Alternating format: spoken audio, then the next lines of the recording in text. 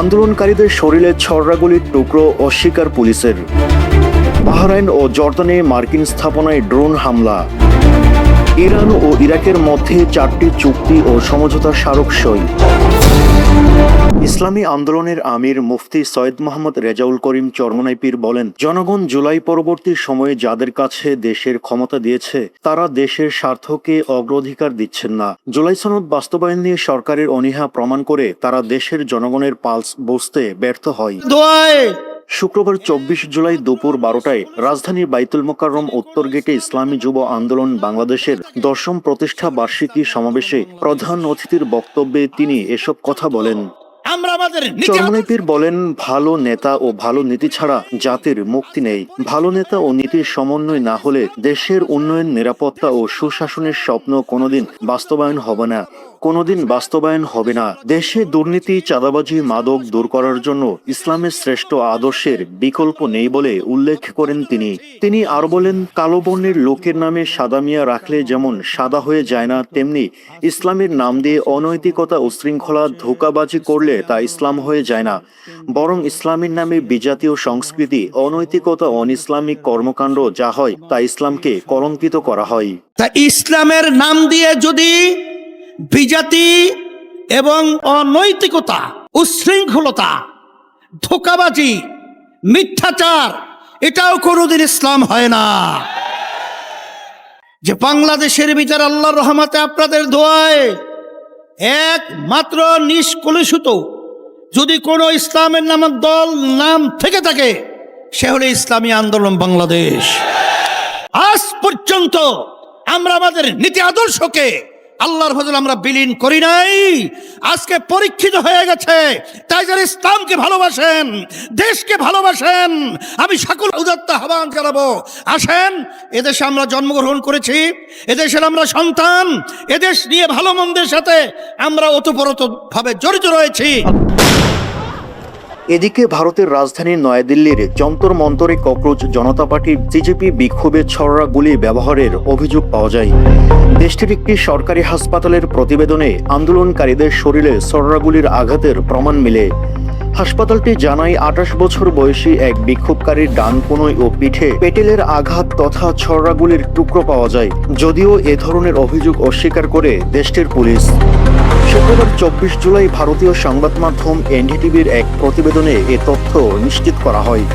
প্রতিবেদনে বলা হয়, নিউ প্রশ্নপত্র ফাঁসের ঘটনায় কেন্দ্রীয় শিক্ষামন্ত্রী ধর্মেন্দ্র প্রধানের পদত্যাগের দাবিতে চলমানের আন্দোলনের অংশ হিসেবে 20 জুলাই পার্লামেন্ট অভিমুখে বিক্ষোভ করে সিজেপি। এ সময় বিক্ষোভকারীদের পার্লামেন্টে পৌঁছানো ঠেকাতে দিল্লি পুলিশ অতিরিক্ত বল প্রয়োগ করে বলে অভিযোগ করে দলটি। তবে দিল্লি পুলিশ বিক্ষোভকারীদের বিরুদ্ধে পেলেট গান ব্যবহারের অভিযোগ অস্বীকার করে।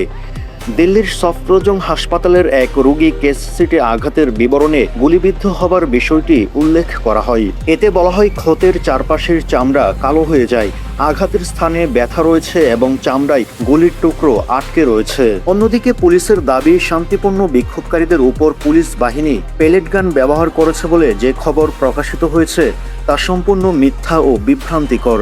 এনডিটিভি জানায়, নাম প্রকাশে অনিচ্ছুক ওই বিক্ষোভকারীকে গত 20 জুলাই বিকেল 4টায় হাসপাতালে আনা হয়।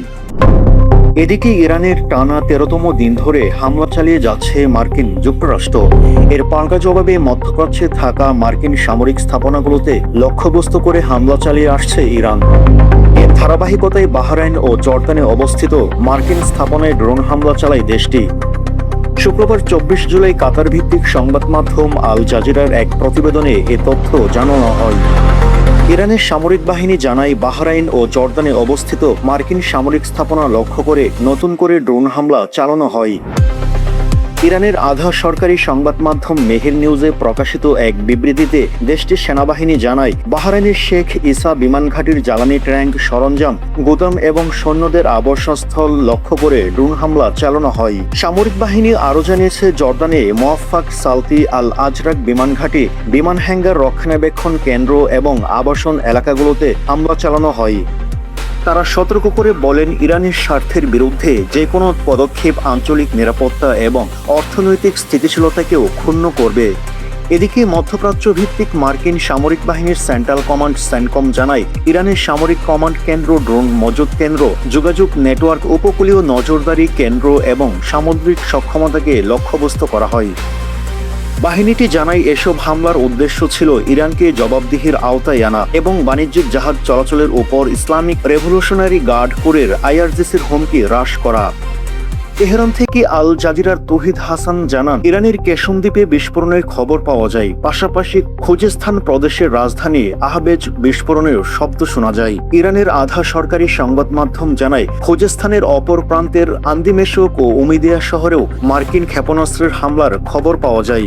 ইরানের আধা সরকারি সংবাদ মাধ্যম ফার্স্ট নিউজ এজেন্সি জানায়, দেশটির বন্দরনগরী বান্দার আব্বাসের একটি আবাসিক এলাকায় মার্কিন হামলায় 2 জন আহত হন।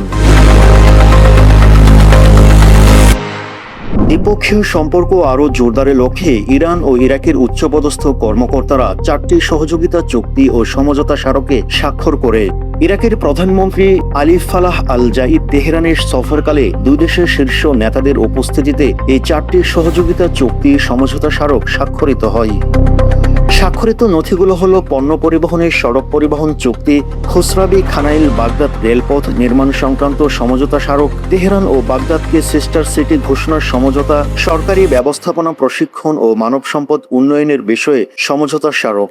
ইরানের প্রেসিডেন্ট এবং ইরাকের প্রধানমন্ত্রীর উপস্থিতিতে দুই দেশের উচ্চপদস্থ কর্মকর্তারা এসব সহযোগিতা দলিলে স্বাক্ষর করে।